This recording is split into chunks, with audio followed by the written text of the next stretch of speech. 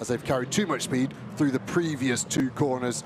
Teams on the pit wall looking at those timing screens as we get that great drone shot showing the very flat nature of this Misano circuit. It's very popular for motorbikes, very popular for trucks, and the nature of the circuit also means that you kind of run late into the evening. So we have for the GT3 cars a race under the lights at the end of today, finishing at 9:30 local time. That is the section of the circuit known as the Curva del Rio, in other words, turns 5 and 6. And again, that's effectively 2 corners, but it is one long radius. Number 3 Audi then, of the championship leaders in silver, Benjamin Lariche and Robert Consonny. They've been double winners this year. Remember, they had victories at Paul Ricard. They won again at Zandvoort. And they got a second and a third at Spa, that second Spa race being, of course, a somewhat truncated one with that big accident, the red flag, and then a shorter resumption, but at least they got some points. Now, are we looking at times to be set very early on before it gets warm? In other words, your first push lap is pretty much it? It could possibly be. Anything sub 1:40 should be good enough for the front row. Pole last year, 39.7. So keep an eye for those overall times. At the moment, we only have the silver cars out, so 17 cars on track. And then in 6.5 minutes, they will have to come in and we'll swap for the Pro-Am and Am cars as we see the Audi now coming towards the end of the lap. So important not to do track limits on the exit here. Nice and clean as he pushes to the line. This is going to be our first representative lap time as the Audi crosses the line, and it's going to post us a 1:43. So that wasn't a full push lap. No, it's a start-up lap, isn't it, for Benjamin Lariche. Then the experienced French driver behind on the road is number 8 Audi, Greg Gilbert at the wheel of it. Remember, that's a car that was very badly damaged at Spa in that accident in race 2, which, irony of ironies, they'd already had a win in race 1. Way up the curve there, coming out of turn 5, is then the Audi of Benjamin Lariche. And on this lap, in fact, Greg Gilbert behind in the green and grey Audi, quicker in the first sector. Yeah, 4/10 better than this car we're looking at the moment. Headlight out. We've seen that a few times for the Audi there of the Lariche, so not to worry, but at the moment this is our fastest car in sector 1, and you can see the curb abuse here. And talking to the drivers, they're saying the energy going through the car of those sausage curbs at 2. There's some interesting cones on the apexes of 5 and 6, almost look like roadwork cones. I expect them to get fired out the way. Lariche goes purple in 2. What can Gilbert do just behind? He's still up on the lap by a couple of tenths, but is now ebbing and flowing purple sectors between the 2 Audis. So Greg Gilbert then heading up towards the end of the lap out of Covoni to turn 12 to 13, and then the hairpin at the Curva del Carro, out of which now comes Benjamin Lariche, then a 1:43.8 last time for the championship leaders to see what they can do. Already this year we've had pole positions for Audi, but none to Benjamin Lariche. Robert Consonny has taken a pole position, Greg Gilbert has, Paul Petit have in that sister car, and it was Lariche the fastest, but now Gilbert goes faster again and does a 1:40.918, a 10th up. Pedro Ibrahim's BMW number 11 has gone 3rd, and Baudouin Detou 4th fastest in the Aston Martin. Elias Niskanen's Mercedes AMG was 5th, but now up to 4th has gone Will Orton. 12th in the times at the moment is Hadrian David, the driver that's going well in both the Le Mans Cup as well as in GT4 this year. Single-seater convert in the Toyota Supra. Charlie Hart goes 2nd in the McLaren. Hadrian David goes quickest in the Supra. Tight though, isn't it? Very tight, 1800ths between them. That Supra had a hard Spa, got caught up in an accident in race 1, which really hurt their championship fight. You can see the amount of curb being used, and there's 7 or 8 corners being heavily policed here at track limits. The drivers know those ones, but where they're not being policed, that's why you'll see the cars crossing over the white line and effectively doing a track limit as that apex cone has been removed now at 5 and 6, like expected. Another purple sector here. Just keep an eye on the timing tower. If you see a name disappear, that is because of track limits. They're going to come through thick and fast, and race control, there's no negotiation. It's a matter of fact. It's gone forever, that lap. You could not argue it at a later time. And Josh Dynaston is one that's lost a lap. Remember, he was in the wars at Spa, crashed the car, didn't feel very well, so he was replaced for the races. Hadrian David then, his lap did stay. Greg Gilbert 2nd, so 18 thousandths of a second is what splits those two. 3rd quickest is the McLaren of Charlie Hart, so you've got Toyota, Audi, McLaren, then Audi 4th, Benjamin Lariche, Aston Martin 5th, Roberto Faria, and BMW 6th, Beckett Bessler ahead of Ricardo van der Ende. And now Benjamin Lariche to the top of the times, 1 minute 40.632. Josh Rattigan's McLaren has done the absolute best within the first sector. And as the time ticks on down, we've gone from 20 minutes to 12 and 40 on the clock. We're coming towards the end of the isolated time for the Silvers. Yeah, it looks like Rattigan's done an extra prep lap than everyone, so maybe he's bringing those tyres in slightly slower, which they seem to be at the moment. That was right on the borderline of track limits. I think it was just okay. Lovely slide. Hart goes quickest. What can David respond with? He can't actually get any higher than fourth. This is Rattigan. This lap at the moment looking very, very strong. Could this get us to a low 1 minute 40, I think? Let's see, Benjamin Lariche still the fastest. So you've got now Audi's 1 and 2 as lap times are disappearing. Charlie Hart's had a lap taken off him. Hadrian David then is up into fourth. Over the timing line goes the McLaren fastest. Josh Rattigan goes over the timing line at 1 minute 40.310. Nicely done for the McLaren. So the Elite Motorsport car, which is of last year's silver champion, and shared with Mackenzie Cresswell, who will take over for Q2. That is fastest by 0.3 of a second, and right now you've got your top 10 all covered by under a second. Yeah, balance looking great for this McLaren. Just a slight bit of rotation, so the rear of the car over-rotating on the way in. That means the driver has to do less turning, and that's exactly what you want in these qualifying conditions. As you go back to the Audi, it's a green sector one, but they're able to keep a good pace, but they don't seem to have that new tyre hit. They're able to do 3 lap times, almost identical so far, the Audi, which is good for the race, not great for qualifying, but still second for Lariche. And what can Gilbert do? Stays fourth. You do, of course, have within the championship a point for each driver taking pole position.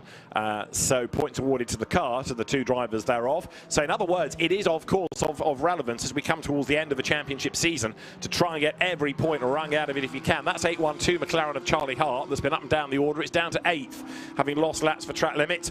Personal best goes across the line, and Charlie Hart's lap puts him up to 4th, assuming that he hasn't exceeded track limits on that lap. So you've got Rattigan, Lariche now up to 3rd, Luc Ibanez, who's been a winner here in the past. Charlie Hart is 4th, Hadrian David's Toyota is 5th, and 6th is Greg Gilbert's Audi is Josh Rattigan, then with an absolute best and a personal best sector as well, comes up towards the timing line. He will go through. This is the car that's already on pole position on a 1 minute 40.310, and a 1 minute 40.115 is better still. Yeah, another couple of tenths. I thought it would be a high 39 to get a front row. It's looking like that might be a bit too quick today. The higher track temps not giving the grip to the drivers. The Ford Mustang here, the #1 car through the last corner. This is where the track limit's so difficult. I think Charlie Hart from a previous shot might have lost it, and that one there will be close as well for track limits. Nathan Van Springel then takes the checkered flag. That's the end of the silver session, if you like. Van Springel is 15th. Luc Ibanez goes over the timing line, back up to second fastest, 1 minute 40.517. But Rattigan, therefore, ends Q1A, if you like, 4/10 up the road. Yeah, really strong lap from Ibanez here. Race 1 winner in 2024, so he knows the track. He's fast round here as well. So these cars will now box, and you can see in the background in pit lane all the Pro-Am and Am cars coming out. So we will have another 17 contenders taken to the circuit. And there is Josh Dynaston, who is coming to the end of his session in the RAFA Racing Club McLaren. Bounces up the curb, brings all the dust onto the racetrack. Good first sector, not so good middle sector to the lap. And right now, that car is 10th in the times. He did improve last lap, in fairness to Josh Dynaston, as he comes then now up towards the end of the lap, heading down now into turn 16. This is where you've got to be careful, isn't it, not to run too wide and get onto the blue painting, because if you do, you've exceeded track limits. Dynaston takes the flag, and as he does so, doesn't improve. No, that RAFA McLaren looking very different in balance to the Elite one. The Elite one much stiffer, looks a nicer car to drive, and hence why I would say it's on pole position, whereas the other McLaren's 8th and 10th, quite a big delta between those. So there is the man of the moment, Josh Rattigan. Then he's taken the flag, he's taken pole by 4/10 of a second. Went quicker again on his last lap, 1 minute 40.115. So Josh Rattigan ahead of Luc Ibanez, and then Benjamin Lariche 3rd. So you've got McLaren from Audi, from sorry, I'll try this again. You've got McLaren from Mercedes-AMG from Audi, then Toyota, then Audi, then BMW, McLaren, Aston Martin, McLaren. So an interesting mix, but quite a few McLarens up there. Maybe this is an aero-friendly circuit.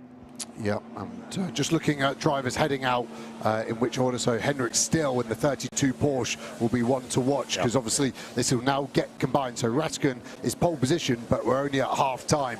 Can any of the Pro-Am cars with their fast pro drivers in get in the mix for this silver car quali? Henrik Still has taken pole every time in Pro-Am. Every time he's driven the car, he has been fastest in his session, including at the outright pole at Paul Ricard. So yes, absolutely, the Pro-Ams, the quick pros in a Pro-Am car can most definitely mix it. Now, for the Pro-Ams, of course, the first lap's a bit messy, because not only is it their out lap and a kind of prep lap, but they've also got to be mindful of silver traffic that's backed off and he's heading for the pit lane. Yeah, luckily it's the first session of the day, so off track isn't so dirty, but you still want to stay on the racing line.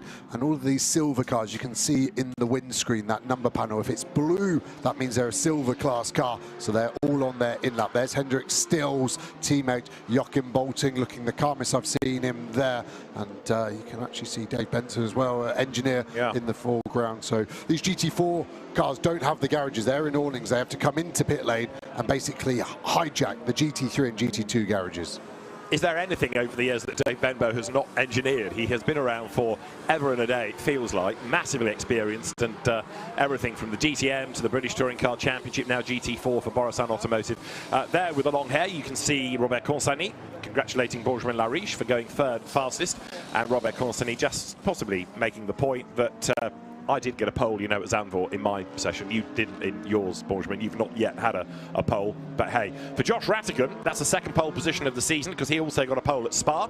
Right, let's turn our attention then to the Pro-Ams and the Ams, because that now is for whom the circuit is live, and the remaining, as it already is, 6 minutes, in fact, of the session.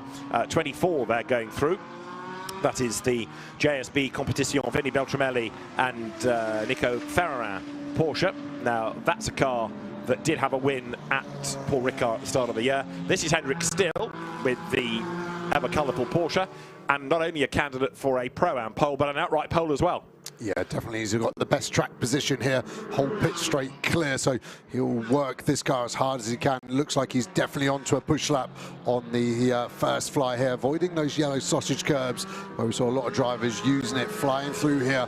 And then we've got this tricky section, hard on the brakes into 4, opening the corner up, straddling that curb so they can stay on the flat part, not braking on the serration, meaning that you get better braking efficiencies there. And then you can see the BMW so much bigger than everything else bar the Mustang really in this GT4 category. So we're going to start to see what Henrik Still can piece together out of all of this. This is where you start to appreciate just how busy the racetrack can be, and the cars then now make that run out of Quechia at turn 8, and then the climb up towards the right-hander at the top of the circuit. Slight incline up to that point, but it's a fairly notional one. So out up the curb goes Henrik Still, and now the times start to build on the run down towards the sequence of corners from Covoni onwards, as we were saying earlier on. Kink, corner, tighter corner, hairpin, and Henrik Still in the Porsche number 32 then on a mission to try to get yet another pole position for the W&S Motorsport team.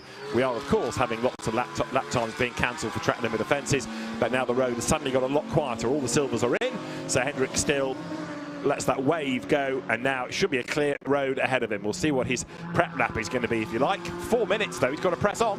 Yeah, it's not been a great lap, and actually Kronberg behind in the 30 car, been staying with him quite easily, and that's an AM car. So, yeah, 41.4, it's 15th overall. Maybe that was a semi-prep lap, the only thing to say. It wasn't full push, but it was enough to get the tyre temp to where they need to be on this lap. There is Gabriele Yelkova's Toyota Supra. That car also now heading up towards the timing line. So the Supra that's been in the wars a little bit over the last couple of seasons has got the Lotus ahead. The car of Stefano D'Aste and Alberto Nasca, who is going to be a very popular man on home soil this weekend. Stefano D'Aste at the wheel of the yellow Lotus that had a class win at Spa. About 99 Toyota Supra goes through 16th overall now. So yeah, Kronberg from Davide Meloni, from Yelkova, Henrik Still 4th of the drivers within this part of the session, but I'm sure that's going to change. it was a mega lap from Kronberg to be faster than any of the Pro-Ams in an AMCAS class. So they've got that car fully hooked up there Porsche-wise, and is the fastest Porsche at the moment as well, as we look at this Lotus bouncing across the track there. And this is what the drivers need to contend with. You need a car that's great over these curbs, but they're not too soft with the fast-flowing nature of the circuit. Engineers looking at those timing screens, trying to see if they can help their drivers, which sector they pour in. Is there some space they need to find? And that's always the problem in qualifying. If you're not in the perfect space and you're compromised, that's time gone. And the life window of these tyres when they're at their peak is so limited. So this is the look from turn 10 down to the kink at 11. Lotus ahead of Toyota, ahead of BMW. The car's getting bigger as well, aren't they? Not only does the racetrack change, but the shape of the cars. You go from the low-line Lotus to the slightly bigger Supra to the touring car style BMW. As you look down the straight, the cars get bigger and bigger in the queue.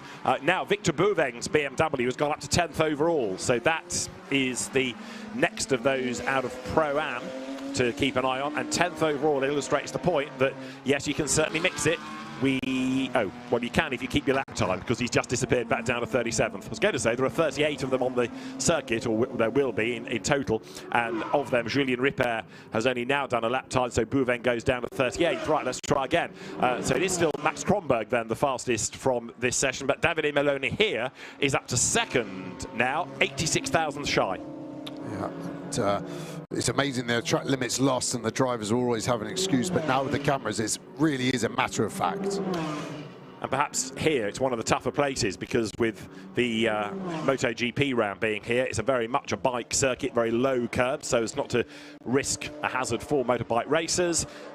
Low curbs mean people are going to push and overstep the mark. Victor Bouveng has gone through and he's now up to 8th overall, so that lap, all being well, will stay, as there Josh Rattigan was looking on with Steph Bush from the Elite Motorsport team at the data with the McLaren engineers. So Bouveng 8th, Beltramelli 13th. No, Bouveng has lost that lap. That's 2 in a row he's lost, and he's running out of not only time but tyre life.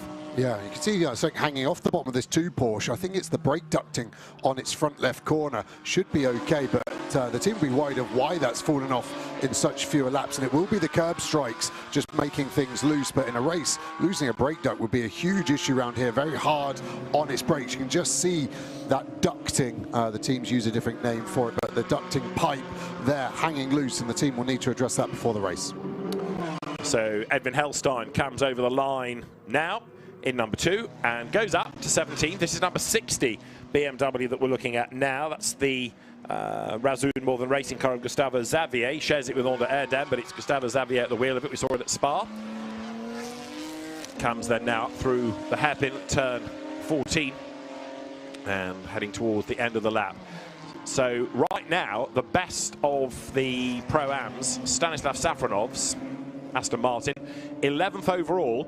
I'm still a bit mystified as to why Henrik Still is not doing better. Well, part of the answer is he's in the pit lane, and that's where he's going to stay. So it's been a really duff session, as 7th overall goes Gustavo Xavier onto pole position in Pro-Am. But Henrik Still, I just wonder whether there's a problem. There he is, giving way early, effectively, to Joachim Bolting, but that's the most un-Henrik Still-like session. First time this year he's not taken pole position. Yeah, they have an all-white rear bumper, so they've obviously had contact with a car or a barrier in testing, I would suggest. And I'll go and get the info on that, but maybe that's some legacy there, because they've definitely had to do some repair work. And yeah, this is our highest placed car of the session, the Pro-Am car. Xavier there doing a mega job, but Safronov in shot at the moment, still pushing. The checkered flag is out, and I just wonder if the track temps coming up in this session made the second part of quali harder than the Silvers. Safronov pushing to the line. Where can he get himself to? He goes up to 10th, and Monica and the Ginetta 9th. So we've got 3 Pro-Ams inside the top 10. Yeah, Gustavo Xavier then 7th overall, fastest of Pro-Am, ahead of Hugo Mochica, and then Stanislav Safronov 3rd, Vinny Beltramelli 4th, Gabriele Elkova 5th, and Stefano D'Aste in 6th. Checkered flag to complete Q1, fast lane open rapidly for Q2 to get underway, as we have there the cars making their in-lap. That is Alberto Nasca, banging his head on the Pirelli rubber. A bit frustrated about something. Stefano D'Aste, I thought, did a pretty decent job again. That Lotus has really come on a pace over the course of the year, and that win at Spa in class underlined the potential. Yeah, definitely. They've worked very, very hard. The PB Racing team are getting some performance out of that. As we see the 96 BMW on the dash, running wide. And then this is where it gets really slippy. You can see the opposite lock. There's bodywork falling off. So I imagine we've clattered one of the cones or bollards. And great super slow-mo. Front right locking up as well. There's so much energy involved. And the car almost bucking left to right as well. It looks like they need to stiffen up those roll bars to stop that bucking left to right. Needs a bit more compliance there. So the car being fought through the corner, and Vasily Vladikin getting to the end of the session. Right, Elite Motorsport ready to get the second qualifying session underway, because very shortly the lights will go green. Henrik still, we understand, is a bit mystified as to why the pace wasn't there. He admits to a couple of mistakes, but no more than that. So a bit of head scratching going on. Right, in the meantime, the timing screen is cleared, and that means that we are set for Q2. The Elite Motorsport team there, like many teams, having had a busy few weeks with a domestic GT race last week and also single-seaters. Josh Rattigan fastest then in Q1 from Luc Ibaniev, Benjamin Lariche third, from Hadrian David, Greg Gilbert fifth, and Beke Bechler sixth fastest. Gustavo Xavier seventh from Ricardo van der Ende, then Stanislav Safronov, and the top 10 rounded out by Charlie Hart. Gustavo Xavier taking a first pole position of the season in Pro-Am, and the best of the AMs, Max Kronberg, and that is a third pole of the year for him in a pretty impressive 19th overall. You can see how busy it is. The Lotus, though, only 37, so Stefano Daste having problems, ending up behind Ajith Kumar's Porsche. Victor Bouveng 35th in the end, having lost 2 flying laps. So it's a rather jumbled grid. There are people out of position, which is going to make it interesting, I think, when we go racing. Yeah, Daste must have lost 2 of his laps, because we saw it on track looking good and fast. And again, just the penalty of track limits there. And it's a big penalty with a 38-car grid, isn't it? You now start 37th place, and that's going to make it very difficult in race 1. It is indeed, as then now the drivers are on track, ready for the first part of Q2. So you get lots of mileage on the Thursday in the test, and on Friday with the free practice and the pre-qualifying periods. And then when it's the actual qualifying session, you've got to get it turned on quickly. 20 minutes as a session, but only 10 minutes for the 2 segments, if you like. So Silvers get 10 isolated minutes, then there's that blend lap, and then the other 10 minutes given over to the Pro-Ams and the AMs. People busily working to try and get the warmth into the tyres here.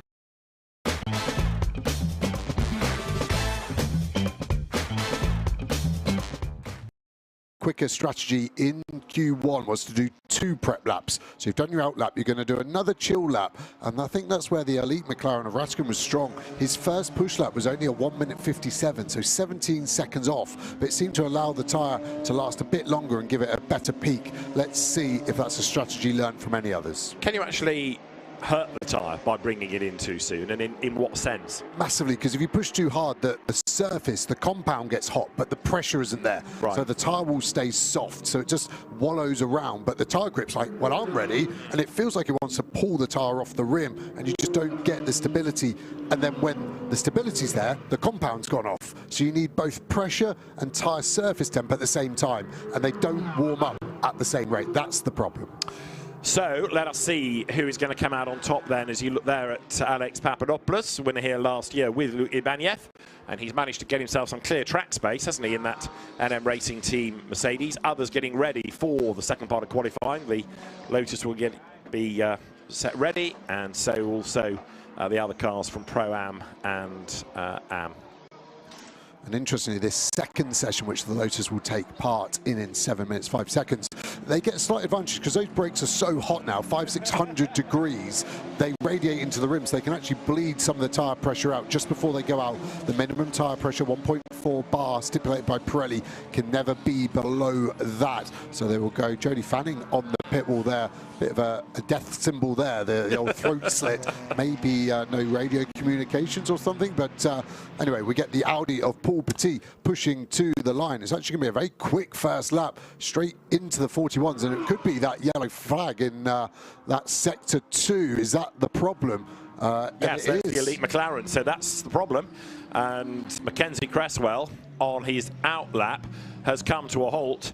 Now, Gerald Doval, the race director, will give him, say, 30 seconds or so to try to get that car fired up again. But otherwise, it's going to be a red flag, isn't it, to get that out of the way? And who does this advantage throw to? It's the car's already done a lap. So cars now will be praying not for a red flag, because as soon as that happens, you lose it. Double wave yellow. There's no power to the car at the moment. Yeah, red flag. Yeah. So at the moment, we've only had 8 cars do a lap, and really only 2 of those representative. So Cresswell is more crestfallen, isn't he? And that was the death slit, wasn't it, to the throat there. Interesting to see what's gone wrong so early in that session. Because you've gone from pole position, fastest car, to no power. There's a lot of heat coming out of that car. There's a lot of heat coming out of all the cars, but you can just see the heat haze coming out the back of that engine there. I wonder if that's the issue. McLaren heavily supporting all their teams there. Saw Drew McDonald earlier in pit lane. He was chief development engineer of this car, so they will try and work out that problem. But now they've caused the red flag. They're going to lose their best lap, aren't they? So even if they get going again, they are massively, massively compromised in that regard. Dynamically, car looks fine. All 4 tyres seems to be sat square. Again, you can just see the heat haze coming out the car. It's a very hot car. It's a hot turbo, so the turbo sits inside of the V6 there. There's actually a chimney to help get that heat out. And I remember driving this car early in development. You'd go and have a look in the engine bay, instantly lose your eyebrows. Sort of 800-900 degrees of hot gas coming out the top of it. Marshall, sorry, looking underneath, can't see anything dripping. But that is worrying in terms of the sporadic nature of that failure. Yeah, and it's been an up and down season, hasn't it, for Elite? And they kind of had this last year. They, if you remember, had 2 cars in the championship last year, one of which was good. That was the Ratican Leben car. And then you had the second car, which always seemed to have the bad luck. So here we are again. Poor old Elite with a pole position. And then, what, within 15 minutes, the car grinds to a halt. Yeah, I'm just trying to speculate. The only thing with it being hot, potentially in the fuel rail, that fuel gets very hot when it's sat there, and it actually vaporizes and it doesn't combust anymore. So maybe it's just started to cough and sputter. It almost needs to cool down to let that fuel go back to the state it should be in. But yeah, strange to just conk out that early on. And the recovery vehicle that I thought was there has now fled. So what's all this about? Does it need a lift? Does it need to be picked up rather than towed back? Anyway, the drivers come back to the pit lane. There is Robert Consani, and yeah, it needs lifting by the look of it. So the plot thickens. Why can it not be towed? Is something seized in the transmission? Yeah, that's the most likely option. No clutch in that car. It's a fully automatic gearbox, like a DSG in the road car version. So when it locks, there's nothing the driver can do to get it out of gear. Maybe a brake is seized on. Just you would normally see some tyre marks for that, and just the way it stopped doesn't look like it's been instant. But yeah, that's going to be another 5 or 6 minutes. Looking to the rear left of the car. Sometimes you see finger trouble, don't you? The mechanic's not getting a wheel on right, but it doesn't look like that from this angle, certainly. Gives the teams another chance now for them to bleed some more tyre pressure out at least. But I do think this is a relatively big advantage for cars that got a lap time in early, of which it was really only Castani and Signoretti anywhere in the mix. Well, that's Mackenzie Cresswell, and that is Josh Ratigan. So frustration for everybody. Josh having taken a pole position, and then, as I say, within 15 minutes, the car having this problem. Mackenzie Cresswell, new to GT racing this season, coming from GB3. And the rest of the field await the resumption of the session, but it's taking, because of the nature of this, quite a long time to retrieve the car. So having had some sort of mechanical or transmission related failure, everybody else there in the pit lane, the Anthony Debarn, Jean-Mathieu Leandri BMW ready to go back out. What it does do, of course, is with another outlap needed of a 10-minute session, you've got 2 outlaps in 10 minutes, so you've already lost nearly 4 minutes. And Ratigan maybe not getting the idea of GT racing there, coming from single-seaters. Still looks quite happy, and that's because he's on pole position. But I don't think it's quite sunk in yet that they're probably going to be starting last in race 2. And, of course, there's very little time to find out whether the problem is solved before he starts on pole position this afternoon, other than driving to the grid. There is Joachim Bolting getting ready to go when it's his session. in the 32 Porsche. All smiles as ever under the crash helmet.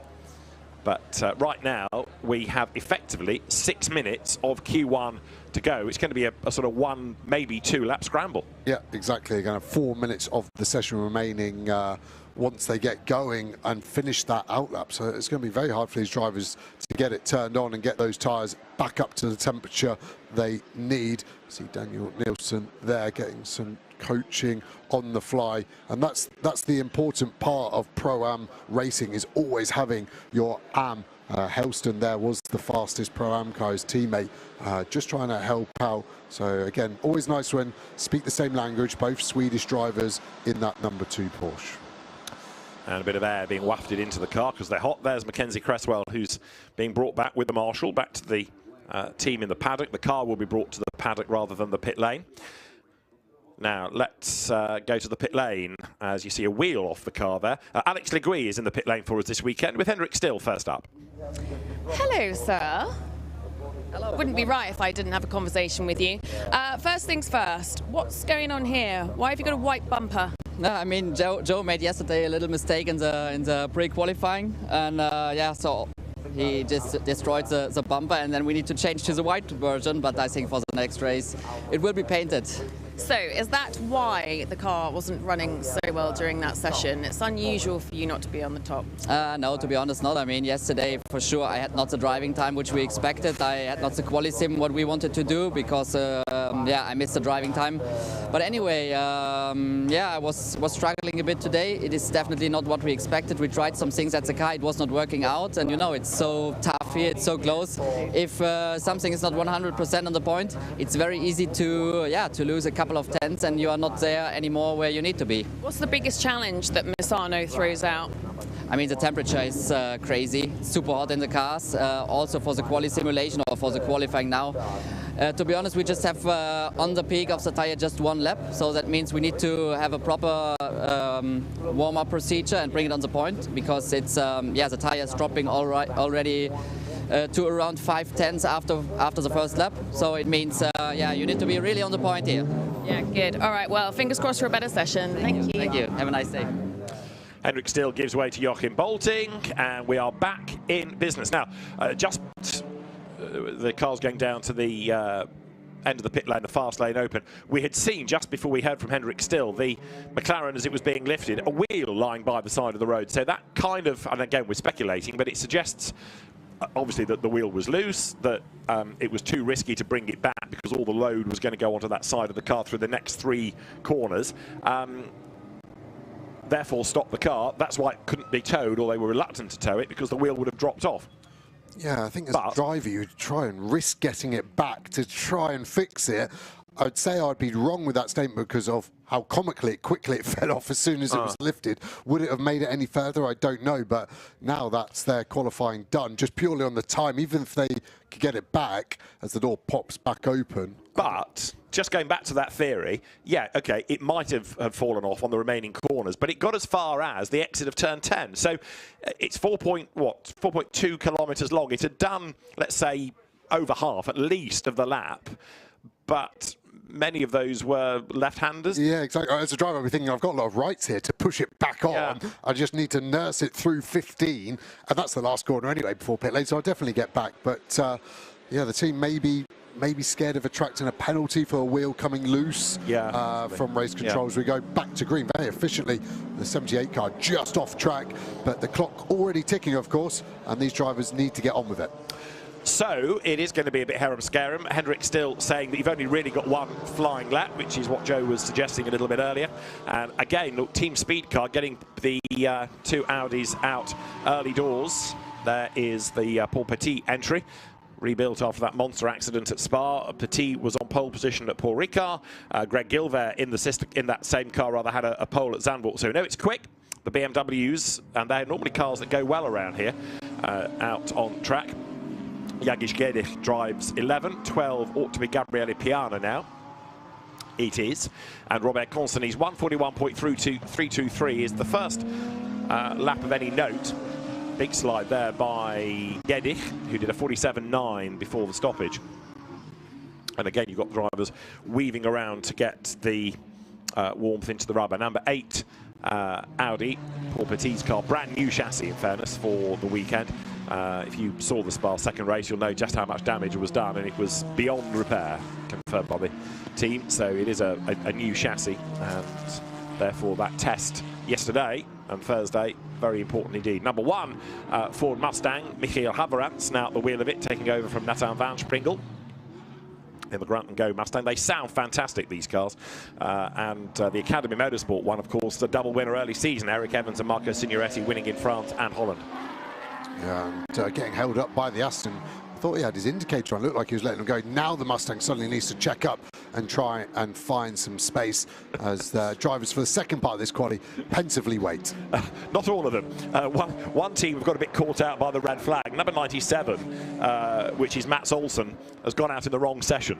So the team Sanctuary Race Control were coming in. We'll sit that. Sorry, our problem. But sorry, but seeing a load of cars going out, possibly not being on top of the red flag. So. They thought, oh, better go.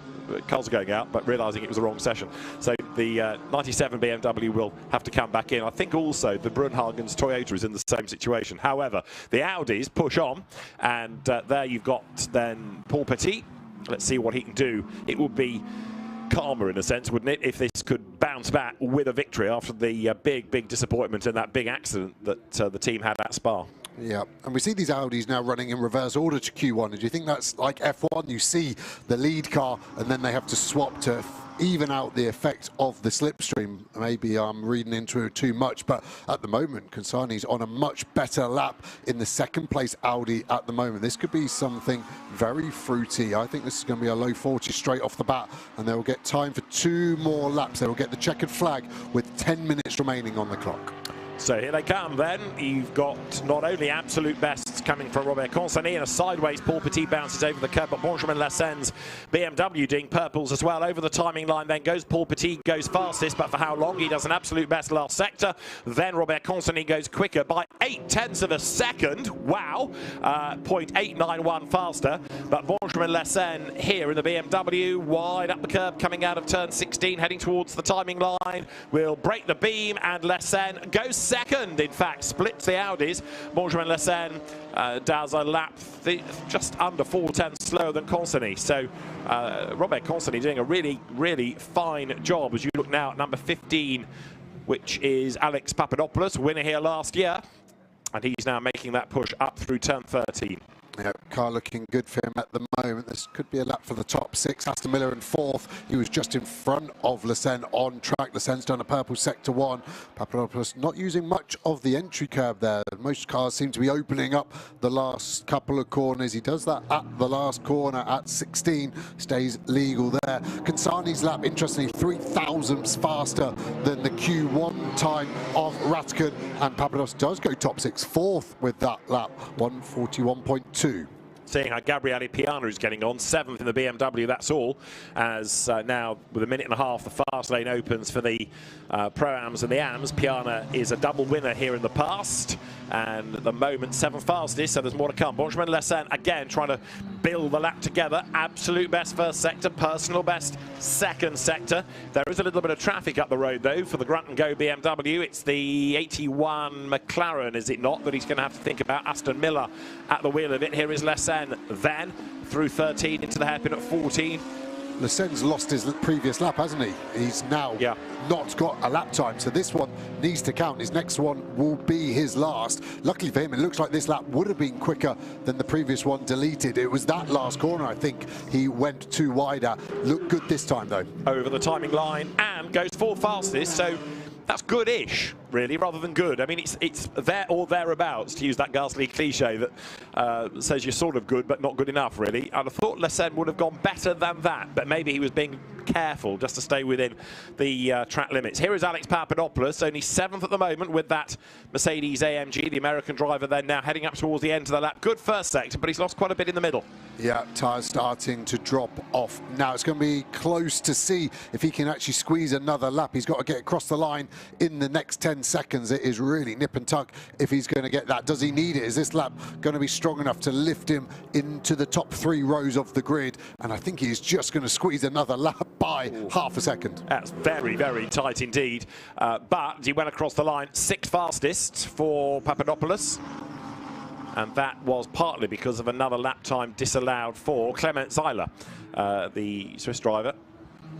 Also losing a lap now, number 1, which is Michael Haverens. And on it goes. Number 12, Gabriele Piana, only 10th. Now, Piana is heading up to the end of the lap here, and he's done 2 personal bests, so there should be an improvement on the cards. Piana, massively experienced GT4 driver, specialises in BMWs. He's also on GT3 duty, so he's got a lot of mileage to do over the course of the weekend, switching from one type of car to another. And there's the checkered flag for him. So Piana 10th at the start of the lap, breaks the beam 7th, so there was an uplift, as it were, but not by much. No, the BMW struggling in the middle sector, straight line speed-wise, as everyone now pushing to the line. Katsani, class of his own, pole position by over 6/10, and he did another lap that was 40.1. So he has really got that car hooked up, as we see some cars bailing on that last lap, trying to save some of the tyre life. Everybody else comes pouring over the line. Jan Duran, 8th fastest in the Toyota Supra. An improver at the end. But it's a pretty happy team speed car with a 1-2 then. And Robert Consani it is that is the fastest. And that means that it is a 2nd pole of the season for Robert Consani. In terms of pole positions, it's 2-0, isn't it, Roberto Benjamin-Lariche, his co-driver? Yeah, he's doing a good job, and we thought that's what he was saying in the interlude between the 2 sessions. And I think the Audi just looking so strong, but that Paul Petit car, the 8 car, was a whole new car we're hearing from Spa. I'm not surprised the size of the shunt as we look at the drivers looking quite happy with themselves, and quite rightly so. I'm still slightly mystified as to why there aren't more Audis. I mean, in fairness, we have had 1 extra car this year, the 2nd speed car entry in silver of Petit and Gilbert. But considering that, okay, it's not the youngest car, but they can still deliver, why aren't more teams running them? Yeah, the support Audi are pulling out of, I guess, is a worry for those teams, but it is a very quick car, very capable, and it always seems to be in the window, doesn't it? It's not particularly strong at anything, but it does everything so well, and that's exactly what you want from a balanced and performance race car.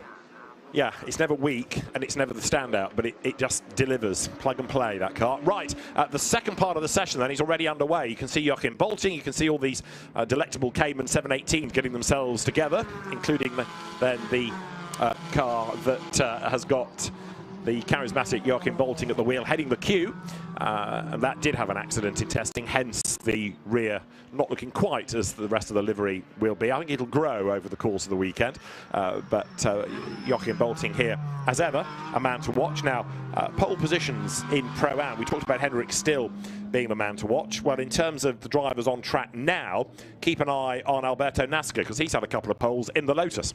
Yeah, and he's been very quick in the last few races. I feel like his form's getting better as they improve that Lotus ever more. And he's going to probably be the 2nd most popular person here at Misano this weekend, isn't he? After Valentino Rossi, of course, racing in GT World Challenge this weekend with us. Bit hesitant there coming out of the corner, but up towards the end of the lap comes then Joachim Bolting. Henrik Still being rather cagey about who put the car off in terms of doing the damage. It's tempting to suggest it was the AM, not the Pro, but that might be unfair. Up towards the timing line then comes Joachim Bolting. That's Alberto Nasca then. They, as a team, not just him, but Stefano D'Aste, who is our Lotus preparer, it's his company that looks after the car. They've done a really good job of turning this into a very quick car in a short space of time.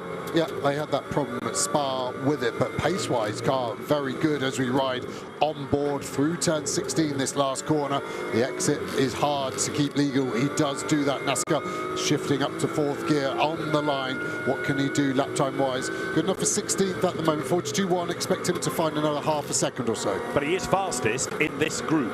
So Nasca ahead of Cindy Goudet in the Toyota. That is number 7, which is now Alexander Weintraub. So it's got the transponder in the wrong place, but it is Alexander Weintraub at the wheel of number 7 going through. That was a quick car in the hands of Safronov in Q1. So overall, Consani, Petit, Aston Miller 3rd, Benjamin Lessen 4th, Jagish Gedic 5th and 6th, Alex Papadopoulos, Piana 7th, Duran 8th, then 9th fastest. It is Mark Kastelich with the Mercedes AMG in the top 10, rounded out by Ruben Del Sart. Weintraub coming up towards the end of the lap. And as he does so, the one car we know we're not going to get anything out of is 78 Mackenzie Cresswell. The only thing that's going to save them is if others get put behind because they lose lap times. Yeah, they're still going to be outside the top 30, aren't they? Already at this point, they're 34th. And yeah, that is going to be a brutal race too. Yeah, they're nearly out of Misano as a town. I mean, they're that far back on the grid. Binoculars provided for the lights. So there you've got Cindy Goudet hustling on. Cindy Goudet going well here. Second at the moment from those cars that we've had on track within this segment of qualifying. That Toyota Supra then on the run now towards the end of the lap. Cindy, 6 times a French hill climb champion before coming into circuit racing last year in the GT4 European Series. The long-nosed Toyota Supra then heading up towards the timing line, breaks the beam, and Cindy Goudet up a couple of places then, 17th overall. The best out of this group at the minute is Anthony Debarn, a very quick AM, and his BMW ahead of Cindy Goudet. Alberto Nasca is third. Here you've got number 27 Porsche then, that's the car of Alessandro Tudiska. New to the championship. Go on, sorry. Both new drivers, the previous drivers, Dufay and Dietrich, have now stepped up to GT3, so they've done well to fill this car so efficiently, and an okay lap to go 25th overall at the moment. Well, that is a sideways Anthony Debarn. Real Tokyo Drift style that, as he goes through Quechia, which is the long turn 8 corner that, as I say, just takes you up that slight rise towards 9 and 10. First part of the hairpin, then turn 10, the second element of it, but he's backed out of the lap. That's done that set of tyres no good whatsoever. No, I don't know if the tyre had already dropped off and he was just throwing everything at it and throwing the barn door at it, trying to make a lap time stick, or is he now going to back off and go for another push? But great lap so far. So Anthony Debarn then down to 18th overall. Now we have Thibaut Mojica, the best of the Pro-Ams, with the car being 12th overall. Reversible top மற்றும் 20 வருட வாரண்டியுடன் கூடிய Curl-on Durest. உங்க மெத்தையோட டாப்பை firm, softனு இரண்டு பக்கமும் use பண்ணுங்க. உங்க life ஆயிடும் ஹூலா ஹூலா.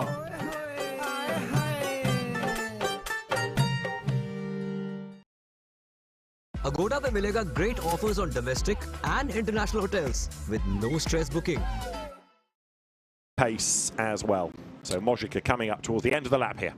Yeah, damage was their own doing, so less sympathy needed for the 51 car. The sole Ginetta this weekend, we saw a second entry as that Toyota kicks up the gravel. Now makes a big issue for Mojica, and that's the last thing you need as a driver in the final part. He's got to lunge because his next lap will be compromised if he doesn't get past the 55 Supra of Brunhagen, and that's really hurt him for 2 laps now, and the frustration will be building massively in that Ginetta because it was still a strong lap at a 51.5. What could that have been?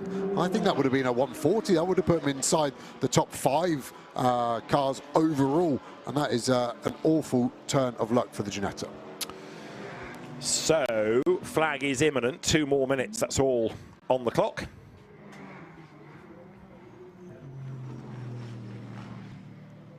This BMW, just as a general conversation, not this one, but the BMW GT4, not strong in sector 2 at all. From turn 6 through to turn 10, just seems to be losing 5 to 6 tenths. And again, another lockup. We've seen 2 BMWs do that now there. So the car not looking perfect around this Misano circuit, but very strong in sector 1. And I think that must be down to the curb it can use and the low-end torque of that BMW M4 GT4.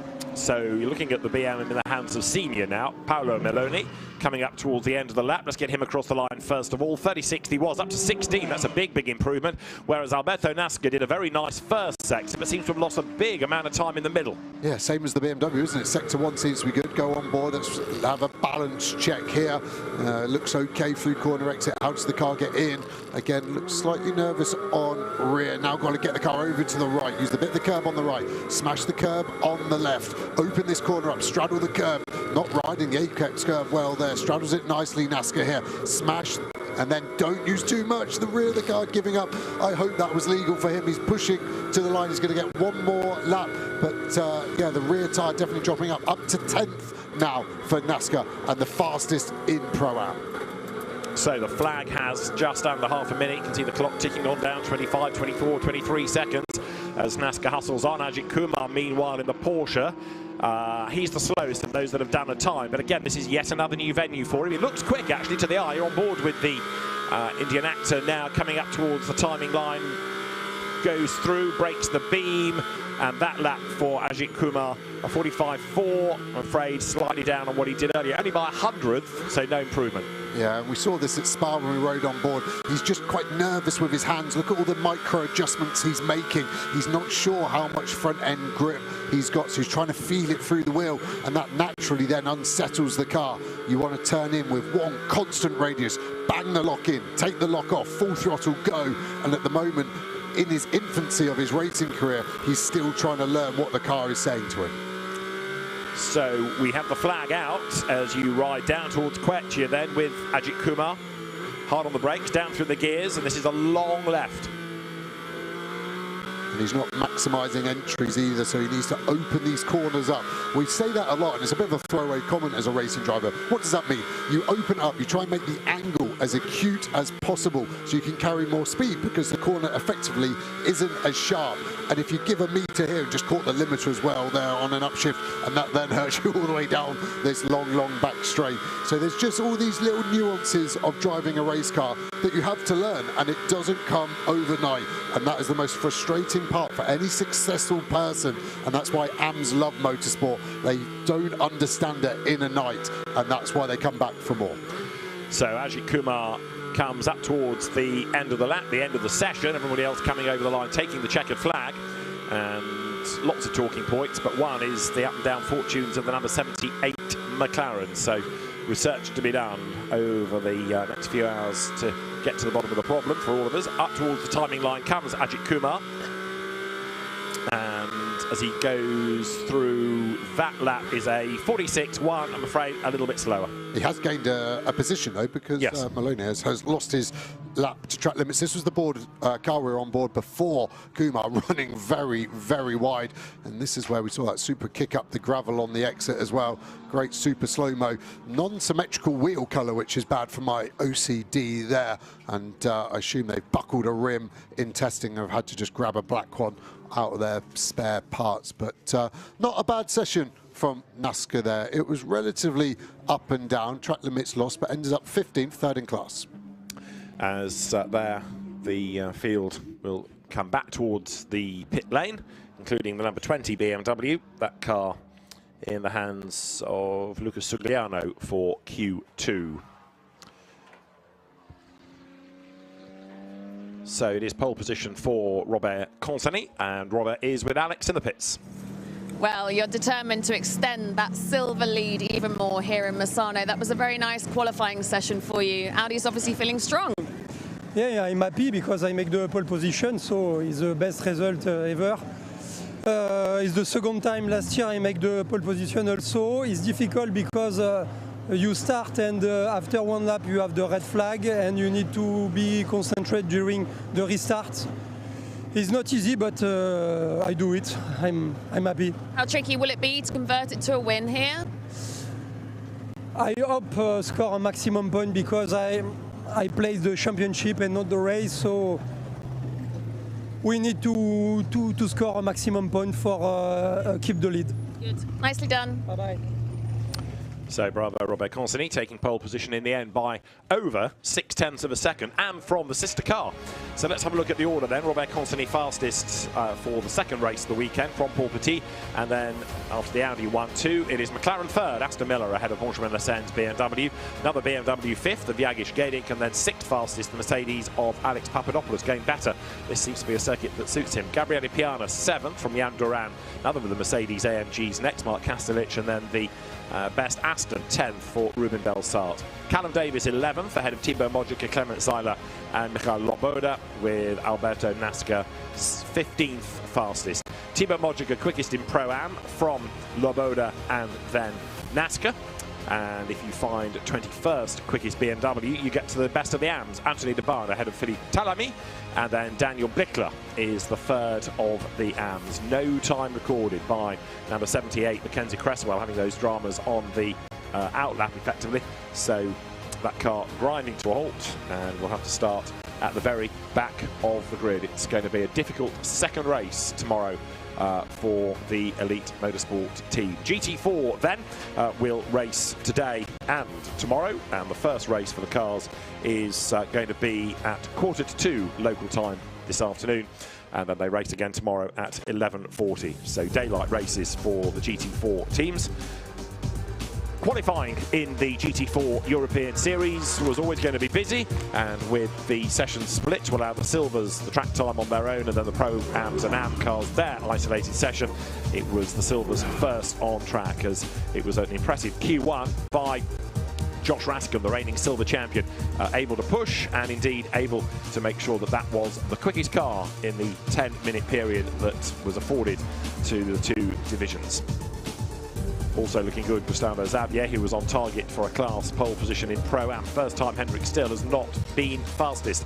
Then it was time to get a new set of boots onto the cars and get ready for the second session. It was stopped early after the McLaren of now Mackenzie Cresswell ground to a halt leaving turn 10. Others, though, were going nicely, including the Josh Dynasson and Aston Miller McLaren. But in the end, an Audi 1-2 with Robert Consonny taking the top time from Greg Gilbert. The second pole of the year for the Team Speed car in the hands of Robert Consonny, with Thibaut Mojica taking Pro-Am pole in the Ginetta. So the scene is set for race 1. We'll be on air at 1:45 local time with the build-up for race 1 of the GT4 European Series.